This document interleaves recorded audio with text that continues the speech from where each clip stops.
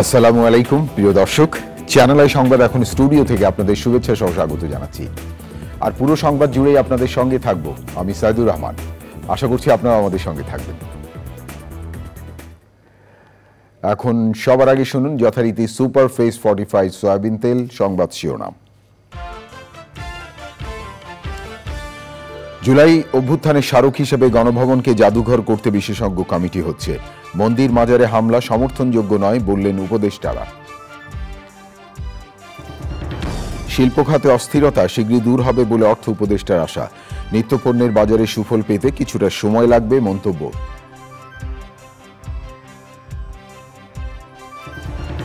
স্বাধীন দেশে বিদেশিদের হস্তক্ষেপ মেনে নেওয়া যায় না বললেন বিএনপির হুঁশিয়ারি।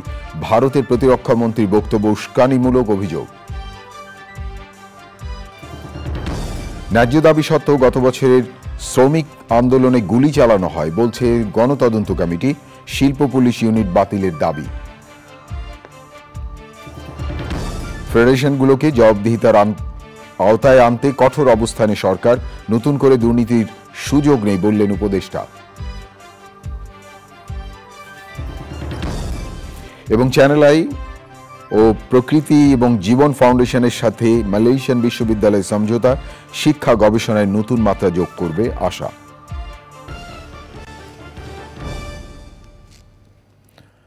প্রিয় দর্শক, এছাড়াও নিটোল টাটা বিশেষ সংবাদে যা থাকছে।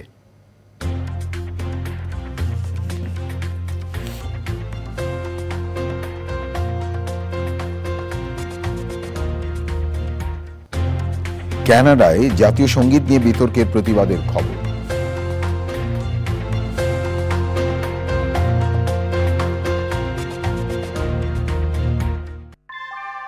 আমরা তৈরি করি বিশ্বমানের জার্মান প্রযুক্তির ভূমিকম্প সহনশীল থার্মেক্স রড, যা আপনার স্থাপনাকে নিরাপদ রাখে প্রজন্ম থেকে প্রজন্ম। সালাম স্টিল, মোস্ট ডিউরেবল স্টিল। ধন্যবাদ প্রিয় দর্শক আমাদের সাথে যোগ দেওয়ার জন্য। এতক্ষণ সংবাদ শিরোনাম শুনলেন, চলুন যাওয়া যাক পুরো খবরে। আর এখনকার এই সংবাদ আয়োজন একই সঙ্গে চ্যানেল আই ইউটিউব চ্যানেল এবং চ্যানেল আই ওটিটি প্ল্যাটফর্ম আইস্ক্রিনে লাইভ স্ট্রিম হচ্ছে। গণভবনকে জুলাই গণ অভ্যুত্থানে জাদুঘর নির্মাণে বিশেষজ্ঞতা নিয়ে রোববার কমিটি গঠন করবে অন্তর্বর্তী সরকার। গণভবন পরিদর্শন শেষে অন্তর্বর্তী সরকারের 3 উপদেষ্টা জানিয়েছেন জাদুঘর নির্মাণে আগামী সপ্তাহে কাজ শুরু হবে। তারা বলছেন, মন্দির এবং মাজার সহ বিভিন্ন স্থানে ভাঙচুর এবং শিক্ষা প্রতিষ্ঠানে বাধ্যতামূলক পদত্যাগের বিষয় কোনোভাবেই সমর্থনযোগ্য না। রিপোর্টে আরও জানাচ্ছেন রোকসানা আনিম। 24-এর গণ অভ্যুত্থানে শহীদদের স্মৃতি এবং 16 বছরের গুম ও খুনের স্মৃতি সংরক্ষণে সাবেক প্রধানমন্ত্রী শেখ হাসিনার বাসভবন গণভবনকে জুলাই গণ অভ্যুত্থান স্মৃতি জাদুঘর করার সিদ্ধান্ত হয় অন্তর্বর্তী সরকারের উপদেষ্টা পরিষদের সভায়। সে লক্ষ্যে শনিবার সকালে গণভবন পরিদর্শন করেন সরকারের 3 উপদেষ্টা। পরে এ নিয়ে বৈঠক শেষে জুলাই গণ অভ্যুত্থান স্মৃতি জাদুঘর নিয়ে বিস্তারিত তুলে ধরেন তারা। যে গণ অভ্যুত্থান, সেই গণ অভ্যুত্থানের স্মৃতি এবং এই ফ্যাসিবাদী যে শাসন, এই শাসনের সময়কার যেই জনগণের উপর যে অত্যাচার, নিপীড়ন, গুম, খুনের যেই স্মৃতিগুলো আছে সেগুলো সংরক্ষণ করে এই গণভবনকে একটি জাদুঘরে রূপান্তরিত করে জনগণের জন্য উন্মুক্ত করে দেওয়া হবে। আজকে আমরা সেই উদ্দেশ্যেই প্রাথমিক ভিজিট করতে এসেছি। এখানে যারা দায়িত্বরত আছেন গণপূর্ত এবং স্থাপত্য বিভাগের দায়িত্বশীল, তাদের সাথে কথা বলেছি। তাদের থেকে আমরা প্রাথমিক পরামর্শ নিয়েছি এবং আমাদের আকাঙ্ক্ষাগুলো বলেছি যে আমরা কিভাবে দেখতে চাই, এবং একটি ফর্মাল কমিটি করার জন্য নির্দেশ দেওয়া হয়েছে। হয়তো আগামীকালের মধ্যেই কমিটিটি হয়ে যাবে এবং কমিটি হলে এটি হয়তো নেক্সট সপ্তাহ থেকে আমরা কাজ শুরু করব এবং বলা হয়েছে যাতে দ্রুত সময়ের মধ্যে আমরা এটি উদ্বোধন করতে পারি, সেই জন্য খুব দ্রুত গতিতে কাজ সম্পাদন করার জন্য। সম্প্রতি মন্দির ও মাজার সহ বিভিন্ন স্থানে হামলা ভাঙচুরের ঘটনার নিন্দা জানান উপদেষ্টারা। আমরা এই ব্যাপারে খুব সিরিয়াসলি দেখছি। আমরা এই ধরনের ঘটনা যেন না ঘটে সেটার জন্য উদ্যোগ নিচ্ছি এবং বারে বারেই আমরা এই ব্যাপারে আমাদের নিজেদের পক্ষ থেকে যত দূর এই আইন শৃঙ্খলা রক্ষাকারী বাহিনীকে ডিপ্লয় করে কাজ করা যায় সেটা চেষ্টা করছি। আমরা এটা একেবারেই গ্রহণযোগ্য না, এটা বারে বারে বলেছি। আমরা এর বিরুদ্ধে প্রথম দিন থেকে এটা অবস্থান নিয়েছি। আমরা বারে বারে বলেছি আমাদের প্রতি যে আচরণ করা হয়েছিল ফ্যাসিবাদী শাসকের পক্ষ থেকে, আমরা কোনোভাবেই সেই ধরনের আচরণ যেন কারো প্রতি না হয় সেটা এনশিওর করব। উপদেষ্টারা জানিয়েছেন, আর্থিক সহায়তা সহ চলতি মাসেই জুলাই গণ অভ্যুত্থানে শহীদদের পরিবারের সদস্যদের নিয়ে বড় পরিসরে স্মরণ সভার আয়োজন করতে যাচ্ছে সরকার। রোকসানা আমিন, চ্যানেল আই, ঢাকা। জুলাই আগস্টে ছাত্র জনতার আন্দোলনে আহতদের চিকিৎসার খোঁজখবর নিতে জাতীয় অর্থোপেডিক হাসপাতাল ও পুনর্বাসন প্রতিষ্ঠান পরিদর্শন করেছেন প্রধান উপদেষ্টা ডক্টর মোহাম্মদ ইউনূস। সকালে হাসপাতালটির বিশেষায়িত ওয়ার্ড ঘুরে দেখেন তিনি। রোগীর পাশাপাশি স্বজন এবং চিকিৎসকদের সঙ্গেও কথা বলেন প্রধান উপদেষ্টা। পরে আইসিইউতে চিকিৎসাধীন মাথায় গুলি লাগা 4 শিক্ষার্থীর চিকিৎসার খোঁজ নেন ডক্টর ইউনূস। হাসপাতালের পরিচালক আহতদের বর্তমান অবস্থা সম্পর্কে প্রধান উপদেষ্টাকে অবহিত করেন। সে সময় হাসপাতালটিতে ভর্তি সবার সুচিকিৎসার নির্দেশ দেন প্রধান উপদেষ্টা ডক্টর মোহাম্মদ ইউনূস।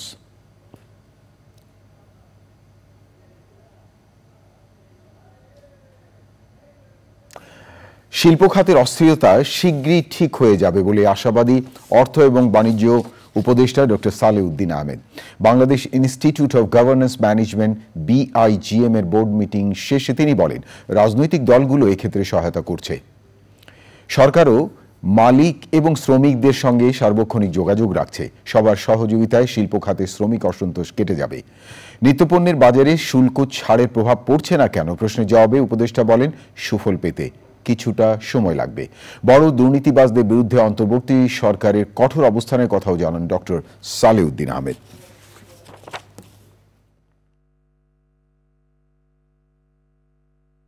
শ্রমিকদের মালিকদের সাথে কথাবার্তা হচ্ছে, চলছে, এবং এখানে কিন্তু অন্যান্য কঠোর রাজনৈতিক দলও কিন্তু ওরা সহযোগিতা করছে। আপনাদের ইন্ধন দিচ্ছে, এদের এমন সহযোগিতা যারা দিচ্ছে তাদের ব্যাপারে তো সহযোগিতা করছে। এবং এখন ল অ্যান্ড অর্ডার সিচুয়েশনটা অ্যাসপেক্ট দিতে পারবে না, আর্মি দিতে পারবে, এটা নিয়ে যথেষ্ট উন্নয়ন হয়েছে। আর আমি কমার্স মিনিস্টার স্টেট বডির সাথে আলাপ করছি, তাদেরকে আবার একটা করবো। ওদেরকে বলা হয়েছে, সবাই আসছে, বর্গ যারা সাপ্তাহে তারাও আসছে, তাদেরকে যথেষ্ট কি বলবো মেসেজ দেওয়া হয়েছে। ডক্টর সালেউদ্দিন আহমেদ অর্থ ও বাণিজ্য উপদেষ্টা কথা বলছিলেন। বিএনপি সিনিয়র যুগ্ম মহাসচিব রুহুল কবির রিজভী বলেছেন, ভারতের প্রতিরক্ষা মন্ত্রীর বক্তব্য ইঙ্গিতপূর্ণ এবং উস্কানিমূলক। স্বৈরাচারী সরকারের পতনের পর স্বাধীন দেশে অন্য কোনো দেশে হস্তক্ষেপ মেনে নেওয়া হবে না বলে হুঁশিয়ারি দেন তিনি। ওদিকে ছাত্র জনতার আন্দোলনে নিহতদের পরিবারের স্বজনদের পাশে থাকার প্রতিশ্রুতি দিয়েছেন বিএনপি নেতারা। আরও জানাচ্ছেন Zakia Akter. Nurses association of বাংলাদেশের 21তম প্রতিষ্ঠা বার্ষিকীতে সাবেক রাষ্ট্রপতি জিয়াউর রহমানের মাজারে শ্রদ্ধা নিবেদন। দলের নেতা রুহুল কবির রিজভী বলেন, শেখ হাসিনার কাছে নির্বাচন কমিশনাররা তাদের বিক্রি করেছিলেন। আগামীতে এমন ঘটনার পুনরাবৃত্তি যেন না হয় সেই আহ্বান জানান তিনি। যে শেখ হাসিনা বাংলাদেশের প্রধানমন্ত্রী ছিলেন না, তিনি ছিলেন আজ্ঞাবাহী একজন প্রধানমন্ত্রী, যিনি ছিলেন একটি দেশের এখানে প্রতিভু, এখানে প্রতিনিধি। নির্বাহী বিভাগের রক্তচক্ষুর কাছে নির্বাচন কমিশন মাথা নোয়াবে না। বিএনপির ভারপ্রাপ্ত চেয়ারম্যান তারেক রহমানের নির্দেশে মিরপুরের রূপনগর এলাকায় ছাত্র জনতার আন্দোলনে নিহতদের পরিবারের খোঁজ খবর নিয়েছে বিএনপি। নিহতদের স্বজনরা দ্রুত অপরাধীদের বিচারের দাবি জানান। বিচার হোক, আমার ছেলে না, সারা বাংলাদেশের যত ছেলেরা মরতে তাদের বিচার হোক। উনি আন্দোলন ছিলেন, আন্দোলন ছাড়া উনি কিছু বুঝে না। উনি বলতেছে স্বৈরাচার নিপাত না পর্যন্ত আব্বা আমি আপনার সাথে দেখা করব না। শেখ হাসিনা যেখানেই লুকিয়ে থাকুক না কেন, তাকে এই হত্যাকাণ্ডের জন্য শাস্তি পেতে হবে বলে মন্তব্য করেন বিএনপি নেতারা। শেখ হাসিনা স্বৈরাচার সরকার যেখানে গিয়ে লুকায় থাকুক না কেন, শেখ হাসিনাকে বাংলাদেশে এনে তার জাতির সামনে তার বিচার করা হবে ইনশাআল্লাহ, এবং সেটা সময়ের ব্যাপার। চাঁদাবাজ ও দখলদারদের বিরুদ্ধে ঢাকা মহানগর উত্তর বিএনপির উদ্যোগে আগারগাঁয়ে মিছিল হয়েছে। কোন সন্ত্রাসী, কোন চাঁদাবাজ, কোন দখলদার বিএনপি এবং বিএনপির কর্মী হতে পারে না। আওয়ামী লীগের এজেন্ট, তারা বিএনপির ভিতরে ঢুকে আজকে দোকান লুট করছে, ডাকাতি করছে, চাঁদাবাজি করছে। তাদেরকে এখান থেকে সতর্ক থাকতে হবে। দেশকে সামনের দিকে এগিয়ে নিতে অপশক্তি রুখতে সবাইকে সজাগ থাকার আহ্বান জানান বিএনপি নেতাকর্মীরা। Zakia Akter, channel I, Dhaka. গত বছর মজুরি আন্দোলনে শ্রমিক নিহতের ঘটনায় গঠিত গণতদন্ত কমিটি বলেছে শ্রমিকদের ন্যায্য দাবির আন্দোলনে গুলি করা হয়েছে, এমনকি ঘুমন্ত অবস্থায় শ্রমিককে গুলি করে হত্যা করা হয়েছে। এরপরও উল্টা মামলা হয়েছে শ্রমিকদের বিরুদ্ধেই। শিল্প পুলিশকে লাঠিয়াল হিসেবে ব্যবহার করা হয়েছে অভিযোগ করে পুলিশে এই ইউনিট বাতিলের দাবি জানিয়েছেন গণতদন্ত কমিটি। দেখুন নাজিব বেগের রিপোর্টে। গত বছর অক্টোবর ও নভেম্বরে মজুরি আন্দোলনে শ্রমিক হতাহতের ঘটনা নিয়ে গণতদন্ত কমিটির রিপোর্ট প্রকাশ করে বলা হয়, শ্রম আইনে মালিকপক্ষকে সুরক্ষা দেওয়া হয়েছে। ঘুমন্ত শ্রমিককে গুলি করা নিয়ে প্রশ্ন তোলেন তারা। মালিকপক্ষকে কত রকমভাবে আসলে প্রোটেকশন দেওয়া সম্ভব সেটি একটা আইনের চরিত্র দেখলেই হচ্ছে আপনারা বুঝতে পারবেন, যেটা আমাদের শ্রম আইন 2006-এর মধ্যে আছে, এখনো পর্যন্ত ওভাবেই আছে। একজন কিন্তু ঘুমন্ত অবস্থায় গুলি করে মারা হয়েছে। তিনি কোন আন্দোলন করছিলেন ঘুমের মধ্যে? একটা রাষ্ট্র এটা তো জবাব দিতে হবে। আপনার গুলি, আপনার পোশাক, আপনার সবকিছু আমাদের টাকায় চলে। আপনি ঘুমন্ত অবস্থায় শ্রমিকটি আসলে কোন আন্দোলন করছিলেন যে তাকে গুলি করে মারলেন? এতটা ট্রিগার হ্যাপি পুলিশ তো আসলে ইতিপূর্বে কখনোই ছিল না। জাস্ট মনে হইল ট্রিগার টিপলাম আর মেরে ফেললাম, সে তার পরিচয় শ্রমিক বলে। গণতদন্ত কমিটি জানিয়েছে এসব ঘটনায় বিজিএমই এর সাথে যোগাযোগ করেও সদুত্তর পাওয়া যায়নি। শিল্প পুলিশের ভূমিকার কঠোর সমালোচনা করেছে কমিটি। কার্যত শিল্প পুলিশের ভূমিকাটা হচ্ছে শ্রমিকদের দমন করা। মানে এরকম কোনো উদাহরণ নাই যে শ্রমিকদের উপর অত্যাচার হচ্ছে, শ্রমিকদের মজুরি ঠিকমতো দেওয়া হচ্ছে না, শ্রমিকদের কারখানার ভিতরে কারখানার বাইরে নানা রকমভাবে হয়রানি করা হচ্ছে, জুলুম করা হচ্ছে, শিল্প পুলিশ সেক্ষেত্রে কোনো ব্যবস্থা নিয়েছে, এরকম কোনো উদাহরণ নাই। শিল্প পুলিশ বরঞ্চ দেখা যায় যে তারা যখন অন্যায়ের প্রতিবাদ করতে যাচ্ছে শ্রমিকরা, কিংবা তাদের দাবি দেওয়ার কথা জানাতে যাচ্ছে, তখন তাদের উপরে হামলা করার জন্য একদিকে সন্ত্রাসী বাহিনী মালিকদের, অন্যদিকে হচ্ছে শিল্প পুলিশ। বর্তমানেও বিভিন্ন বাহিনী দিয়ে শ্রমিক নির্যাতনের অভিযোগ করেছে গণতদন্ত কমিটি। Najib Beg, Channel I, Dhaka. বিতর্কের সৃষ্টি করে এমন কোনো সিদ্ধান্ত নেবে না অন্তর্বর্তী সরকার। সম্প্রতি দেশে জাতীয় সঙ্গীত পরিবর্তনের আলোচনা প্রসঙ্গে রাজশাহীতে ধর্ম বিষয়ক উপদেষ্টা ডক্টর আ.ফ.ম. খালিদ হোসেন একথা বলেন। তিনি আরও বলেছেন, মন্দির এবং মাজার সহ ধর্মীয় স্থাপনা হামলা গর্হিত কাজ। যারা এই ধরনের হামলা চালায় তারা মানবতার শত্রু। রাজনৈতিক উদ্দেশ্য হাসিলের জন্য দেশে বিক্ষিপ্তভাবে সংখ্যালঘুদের ওপর হামলা হয়েছে। হামলাকারীদের বিরুদ্ধে প্রচলিত আইনে ব্যবস্থা নেওয়া হবে।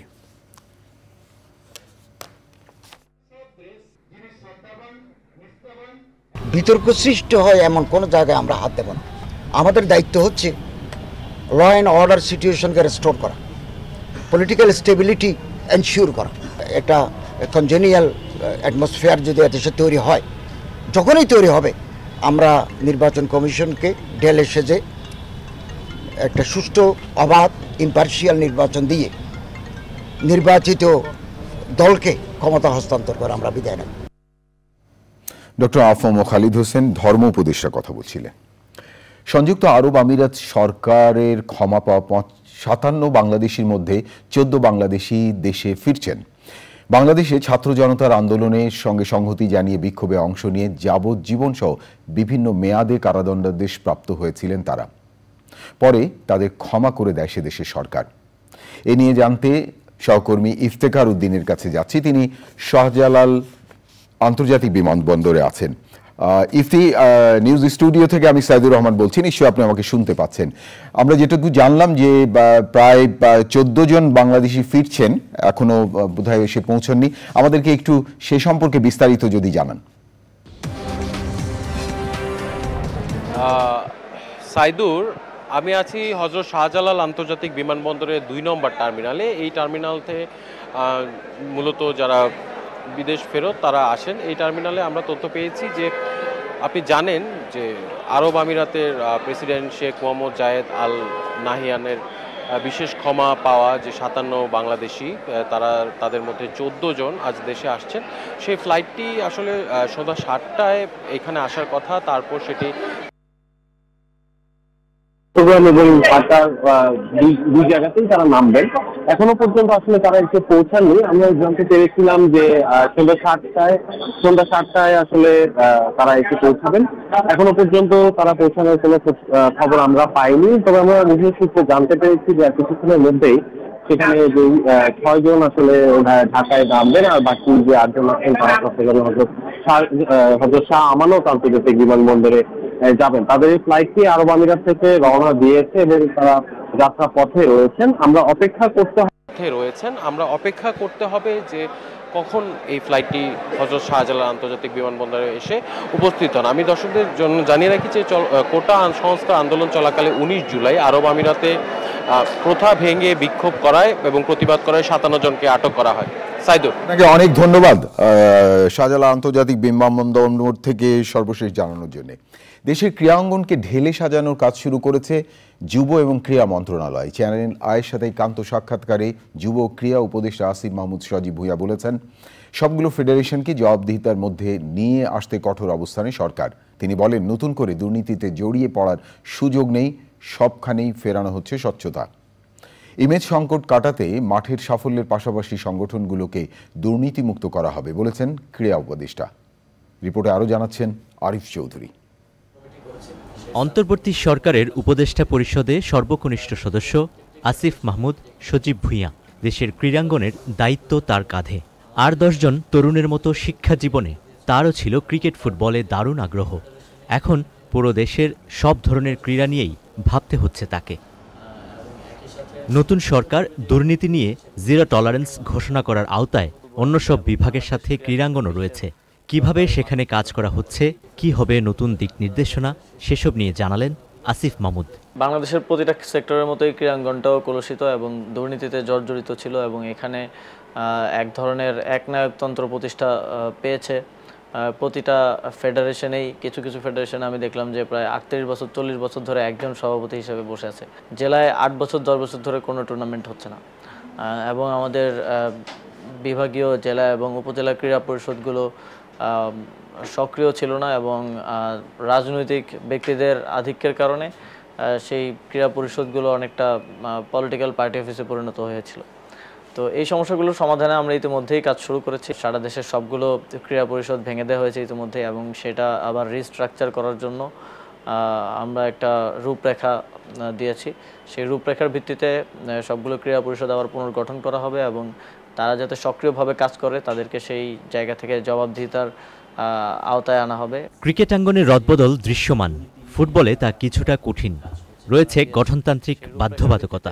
তবে নতুন সরকারের সংস্কার প্রকল্পে অন্য ফেডারেশনগুলোতে সব ধরনের জটিলতা দূর হবে বলে মনে করেন ক্রীড়া উপদেষ্টা। ক্রীড়াঙ্গনে একটা বড় সমস্যা ছিল, কোনো অ্যাকাউন্টেবিলিটি ছিল না। এই অ্যাকাউন্টেবিলিটি ফিরিয়ে আনা হবে যাতে করে সবাই তার কাজের জন্য জবাবদিহির আওতায় থাকে। একই সাথে ফেডারেশনগুলোতে পরিবর্তন আনার জন্য ইতিমধ্যেই বিসিবিতে পরিবর্তন শুরু হয়েছে, আপনারা দেখেছেন। এর বাইরেও বাকি ফেডারেশনগুলোতে পরিবর্তন আনার জন্য আমরা এনএসসি থেকে একটা সার্চ কমিটি করেছি। সেই সার্চ কমিটি ইতিমধ্যেই কাজ শুরু করে দিয়েছে এবং তার ভিত্তিতে প্রত্যেকটি ফেডারেশনেই যেখানে ইতিবাচক পরিবর্তন প্রয়োজন এবং আমাদের ক্রীড়া সংশ্লিষ্ট ব্যক্তিদেরকে নেতৃস্থানীয় পর্যায়ে এনে সেই ফেডারেশনগুলোকে রান করার ব্যাপারে সেই সার্চ কমিটি একটা প্রস্তাবনা দিবে। তার ভিত্তিতে সরকারের পক্ষ থেকে আমরা ব্যবস্থা নেব। নারী টি-20 বিশ্বকাপের ভেন্যু বাংলাদেশ থেকে সরে গেলেও সে আসরে নারী ক্রিকেট দল পারফরম্যান্সের উজ্জ্বলতা দিয়ে ইমেজ ফেরাবে বলে আশা যুব ও ক্রীড়া উপদেষ্টার। Arif Chowdhury, channel I, Dhaka. প্রিয় দর্শক, যুব ক্রীড়া উপদেষ্টা আসিফ মাহমুদ ভুঁইয়া সজীবের ক্রীড়া বিষয়ে সম্পূর্ণ সাক্ষাৎকারটি দেখবেন আজ রাত 10:30টায় চ্যানেল আই। সাধারণ ক্ষমা ঘোষণার পর প্রবাসী অবৈধ বাংলাদেশিদের বৈধ করার প্রক্রিয়া সহজ করতে দুবাই ইমিগ্রেশনে হেল্প ডেস্ক চালু করেছে বাংলাদেশ কনস্যুলেট। এই হেল্প ডেস্কের মাধ্যমে বিভিন্ন দিক নির্দেশনা এবং সহযোগিতা পাচ্ছেন অবৈধ অভিবাসী বাংলাদেশিরা। এছাড়া দেশটির শ্রমিক এবং আমদানিকারক কোম্পানির সাথেও বাংলাদেশি অবৈধ অভিবাসীদের ব্যাপারে আলোচনা করেছে বাংলাদেশ মিশন। প্রিয় দর্শক, সংযুক্ত আরব আমিরাত থেকে জানাচ্ছেন মেহেদি হাসান। সংযুক্ত আরব আমিরাতে অবৈধভাবে বসবাসরত প্রবাসী বাংলাদেশিদের জন্য ঘোষণা করা সাধারণ ক্ষমা বিষয়ে বিভিন্ন নথিপত্র তৈরির কার্যক্রমে সহায়তায় হেল্প ডেস্ক চালু করা হয়েছে। ভিসা জটিলতা এড়াতে বাংলাদেশ মিশন ইতিমধ্যে বেশ কয়েক দফা দেশটির ইমিগ্রেশন কর্মকর্তাদের সঙ্গে আলোচনাও করেছেন। হেল্প ডেস্ক খুলেছি, যারা অনিয়মিত আছেন ওখানে যাওয়ার পরে ইনস্ট্যান্টলি তারা তাদের ফাইল প্রসেস হচ্ছে এবং তারা নিয়মিত হয়ে যাচ্ছে। নিয়মিত হয়ে যাওয়ার পরে তারা এখানে বৈধভাবে বসবাস করবেন এবং এই 2 মাসের মধ্যে তারা তাদের জব খুঁজে তারা এখানে বৈধভাবে বসবাস করতে পারবেন এবং যারা দেশে চলে যেতে চাচ্ছেন তারা সঙ্গে সঙ্গে ওখান থেকে এক্সিট ক্লিয়ারেন্স দিয়ে দেওয়া হচ্ছে, তারা দেশে চলে যেতে পারবেন। কোনো ধরনের অর্থকড়ি, জরিমানা কোনো কিছুই তাদেরকে পে করতে হবে না, সরকারি কোনো ফি নেই। দেশটির বিভিন্ন প্রদেশে ইমিগ্রেশন বিভাগ, আমির সেন্টার, তহসিল সেন্টারগুলোতে জরিমানা মওকুফ, কালো তালিকা প্রত্যাহার ও ভিসা বৈধ করার কার্যক্রম চলছে। সাধারণ ক্ষমার আওতায় 2রা সেপ্টেম্বর থেকে 6 সেপ্টেম্বর পর্যন্ত কেবল বাংলাদেশ মিশন দুবাইতে ই-পাসপোর্টের জন্য 3,368 আবেদনকারীর বায়োমেট্রিক করা হয়েছে। এছাড়াও ডিজিটাল পাসপোর্ট নবায়ন করা হয়েছে প্রায় 600-রও বেশি। দুবাই ইমিগ্রেশনের মহাপরিচালক লেফটেন্যান্ট জেনারেল মোহাম্মদ আহমদ আল মারি এর মধ্যে বাংলাদেশ কনসুলেট কর্মকর্তাদের সঙ্গে নিয়ে ইমিগ্রেশনের বিভিন্ন ক্যাম্প পরিদর্শন করেন। মেহেদি হাসান, চ্যানেল আই, সংযুক্ত আরব আমিরাত। চতুর্থ শিল্প বিপ্লবের চ্যালেঞ্জ মোকাবেলায় সময় বাস্তবতা এবং শিক্ষা অভিজ্ঞতা বিনিময়ের লক্ষ্যে চ্যানেল আই এবং প্রকৃতি ও জীবন ফাউন্ডেশনের সাথে সমঝোতা স্মারক সই করেছে মালয়েশিয়ার Limkokwing University of Creative Technology. এমন উদ্যোগের পাশাপাশি সম্প্রীতি বৃদ্ধির পাশাপাশি শিক্ষা গবেষণায় নতুন মাত্রা যোগ করবে আশা করছেন সংশ্লিষ্টরা। রিপোর্টে আরও জানাচ্ছেন আলিম আল রাজি। একবিংশ শতাব্দীর বিজ্ঞানের অগ্রযাত্রা আর হাল আমলের চতুর্থ শিল্প বিপ্লব। বিশ্বায়নের এই যুগের চাহিদা তাই বিশ্বমানের কর্মী ও নাগরিক। এমন বাস্তবতায় বিকল্প নেই অর্জিত জ্ঞান ও অভিজ্ঞতার পারস্পরিক বিনিময়। এগিয়ে চলার প্রত্যয়ে এবার চ্যানেল আই এবং প্রকৃতি ও জীবন ফাউন্ডেশনের সঙ্গে সমঝোতা স্মারক সই করেছে মালয়েশিয়ার স্বনামধন্য বিশ্ববিদ্যালয় Limkokwing University of Creative technology.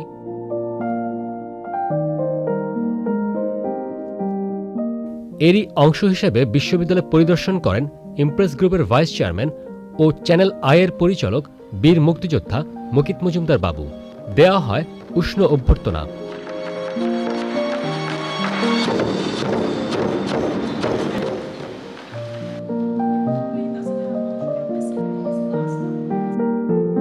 পরে বিশ্ববিদ্যালয়টির নানান কার্যক্রম পরিদর্শন ও অভিজ্ঞতা বিনিময় শেষে সমঝোতা স্মারক সই। আশা করি এই সিগনেটারির মধ্য দিয়ে বাংলাদেশে এই বিশ্ববিদ্যালয়ের ইমেজ আরও বাড়বে, সেই সাথে বাংলাদেশি স্টুডেন্ট অনেক বেনিফিটেড হবে। আমি প্রত্যাশা করি চ্যানেল আইয়ের মাধ্যমে মালয়েশিয়ার সাথে এই সম্পর্কের আরও উন্নয়ন ঘটুক। We are very proud as Limkok University has been 35 years in Malaysia, in Africa, in Cambodia, in Nepal, Sri Lanka, and also many parts of the world, including the UK. So we are very happy today. Channel I want to be part of this transformation, and I hope Channel I and wish Channel I could be a big partner in this to transform Bangladesh nation. Today's signing of MOU, which embark a new journey for both of us. We also believe that Channel I, the managing director, Mr. Mukti, also the founder of the Nature Foundation of Bangladesh, and is going a lot of initiative. পারস্পরিক অভিজ্ঞতা ও জ্ঞান বিনিময়ে তাৎপর্যপূর্ণ অগ্রগতি সম্ভব বলে মন্তব্য করেছেন ইমপ্রেস গ্রুপের ভাইস চেয়ারম্যান ও চ্যানেল আইয়ের পরিচালক বীর মুক্তিযোদ্ধা মুকিত মজুমদার বাবু। বাধা ধরা যেই আমরা যে নানা ধরনের শিক্ষা দিয়ে থাকি তার বাইরে গিয়ে এখানে কিন্তু নানা ধরনের নানা বিষয় নিয়ে কিন্তু এই ক্রিয়েটিভ টেকনোলজির যে শিক্ষাটা এখানে হচ্ছে, গতানুগতিক শিক্ষার বাইরে কিন্তু যেতে হবে আমাদের। সেই জায়গাটায় আমি বলবো যে মালয়েশিয়ার এই ইউনিভার্সিটি কিন্তু একটা বিশাল যুগান্তকারী একটি কাজ করছে গত 43 বছর যাবৎ, এবং আমি মনে করি যে আমরা যদি এর সাথে এক হতে পারি এবং এই ধরনের ইউনিভার্সিটির সাহায্যে আমরা যদি বাংলাদেশে নানা ধরনের কর্মকাণ্ড করতে পারি, তাহলে কিন্তু ওইটা আমাদের ইয়াং জেনারেশনের জন্য একটা বিশাল উপকার হবে। সেটা কিন্তু একটা আমি বলবো একটা খুবই ফলপ্রসূ একটা ইম্প্যাক্ট তৈরি করবে বাংলাদেশে যারা ইয়াং জেনারেশন আছে তাদের জন্য। এবং এই কাজটি কিন্তু করার জন্য আমরা একটা MOU সাইন করেছি, এবং সেটার মাধ্যমে চ্যানেল আই এবং আমরা এই কাজটিকে এগিয়ে নিয়ে যেতে চাই একসাথে বাংলাদেশের এই তরুণ সমাজকে যাতে আমরা ভালোভাবে একটা অ্যাড্রেস করতে পারি এই ধরনের একটি শিক্ষা ব্যবস্থা দিয়ে।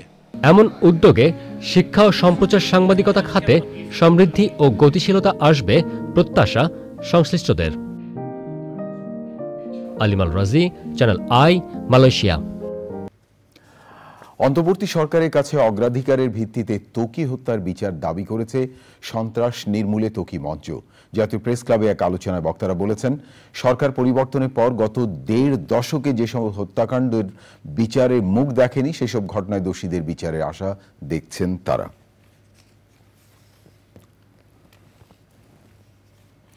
প্রিয় দর্শক, আন্তর্জাতিক অঙ্গনে এখন আপনাদের নিয়ে যাচ্ছি প্রতিবেশী দেশ ভারতে। ভারতের উত্তর পূর্বাঞ্চলীয় রাজ্য মণিপুরের জিবিবাম এবং বিষ্ণুপুর জেলায় নতুন করে সহিংসতা শুরু হয়েছে। এতে অন্তত ৫ জন নিহত এবং আরও কয়েকজন আহত হয়েছে বলে জানিয়েছেন দেশটির সরকারি কর্মকর্তারা।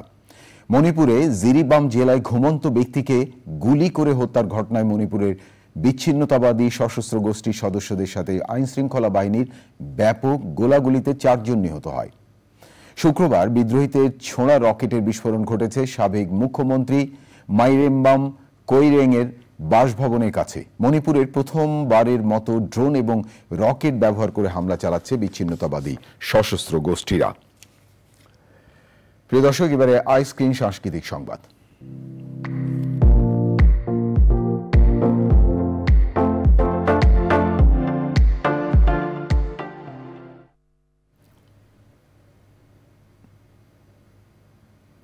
বিনোদনের স্মার্ট দুনিয়া ওটিটি প্ল্যাটফর্ম আইস্ক্রিন। এই প্ল্যাটফর্মে প্রদর্শন হচ্ছে কাঙাল হরিনাথ মজুমদারের সংগ্রাম ও সাহসিকতা নিয়ে রচিত নাটক এডিটর মহাশয়। কুষ্টিয়ার কুমারখালীর গ্রামীণ জনপদে জন্ম নেওয়া কাঙাল হরিনাথ মজুমদার কিভাবে হয়ে উঠেছিলেন নিপীড়িত মানুষের আশা ভরসা আশ্রয়, সেই সত্য ঘটনাই এই নাটকে ফুটিয়ে তোলা হয়েছে। মাসুম রেজার রচনা এবং পরিচালনায় বোধন থিয়েটারের পরিবেশনায় মঞ্চ নাটক এডিটর মহাশয় দেখা যাচ্ছে আইস্ক্রিনে। আইস্ক্রিন সাবস্ক্রাইব করে নাটকটি উপভোগ করতে পারবেন দর্শকরা। এবারে নিটোল টাটা বিশেষ সংবাদ।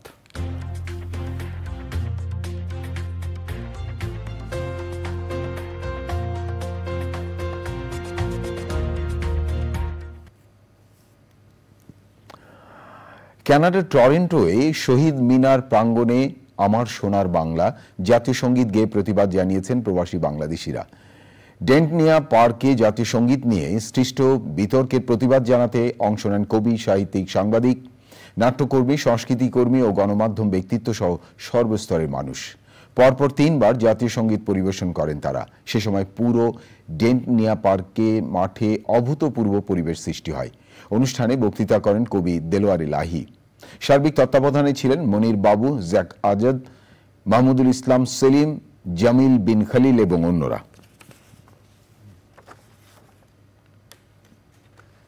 প্রিয় দর্শক, এবারে কৃষি সংবাদ।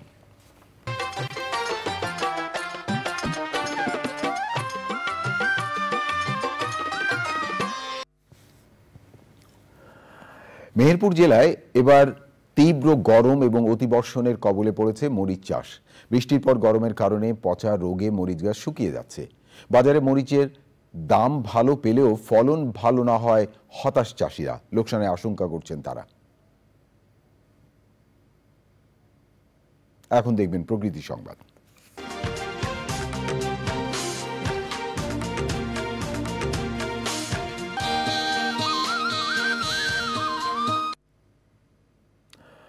গাজীপুরে একটি রিসোর্টে অবৈধভাবে আটকে রাখা একটি নোনা পানির কুমির উদ্ধার করা হয়েছে। মহানগরীর নীলের পাড়ায় জাসদ নেতা আসম আব্দুর রবের পাখির স্বর্গ রিসোর্টে অভিযান চালিয়ে কুমিরটি উদ্ধার করে বন বিভাগ। গোপন সংবাদের ভিত্তিতে চালানো অভিযানে অংশ নেন গাজীপুর সাফারি পার্কের বন্যপ্রাণী কর্মকর্তা, কর্মচারী, সেভ ওয়াইল্ড লাইফ এবং নেচারের সদস্যরা। পরে কুমিরটি গাজীপুর সাফারি পার্কে ছেড়ে দেওয়া হয়। প্রিয় দর্শক, এখন দেখবেন পূবালী ব্যাংক বাণিজ্য সংবাদ।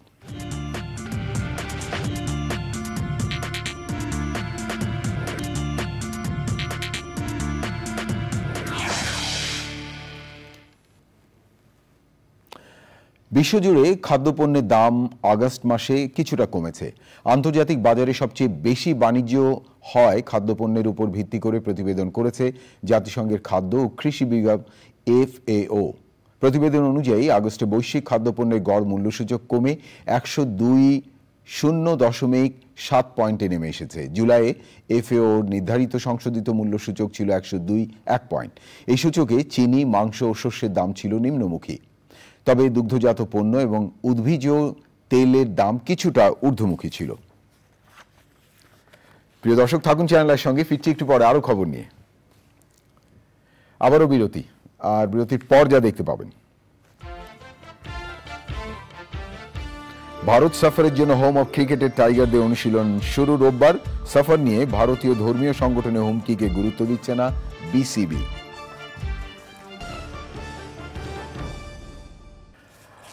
অভিনয় শিল্পী গোষ্ঠীর নিবন্ধিত সদস্যদের 3 দিনের আলটিমেটাম দিয়েছেন অভিনয় শিল্পী গোষ্ঠীর নিবন্ধিত এবং অনিবন্ধিতরা।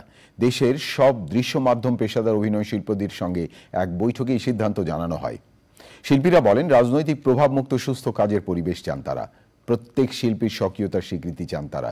সদস্য এবং অসদস্য বলে বৈষম্য চান না শিল্পীরা।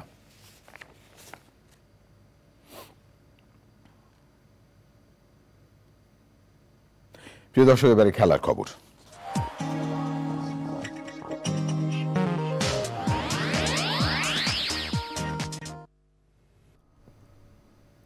বিসিবি সভাপতি ফারুক আহমেদের সঙ্গে সৌজন্য সাক্ষাৎ করে অতীতের নানা অনিয়মের তথ্য দিয়েছেন ক্রিকেট বোর্ডের সাবেক কর্মকর্তারা।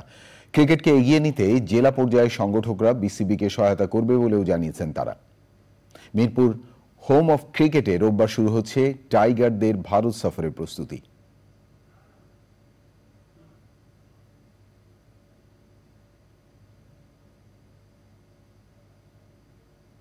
প্রিয় দর্শক, এই ছিল আপনাদের জন্য আমাদের সকল আয়োজন। তবে যাবার আগে সুপার ফ্রেশ 45 সয়াবিন তেল সংবাদ শিরোনাম আরো একবার। জুলাই অভ্যুত্থানে স্মারক হিসেবে গণভবনকে জাদুঘর করতে বিশেষজ্ঞ কমিটি হচ্ছে। মন্দির মাজারে হামলা সমর্থনযোগ্য নয় বললেন উপদেষ্টারা।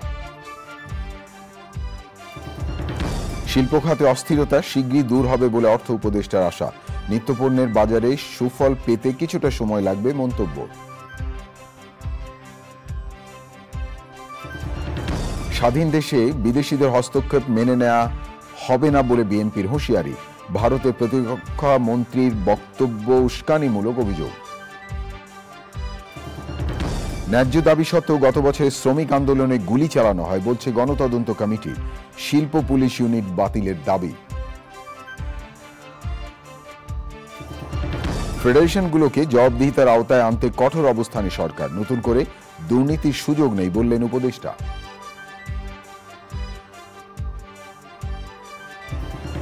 এবং চ্যানেল আই ও প্রকৃতি এবং জীবন ফাউন্ডেশনের সাথে মালয়েশিয়ান বিশ্ববিদ্যালয়ের সমঝোতা শিক্ষা গবেষণায় নতুন মাত্রা যোগ করবে আশা।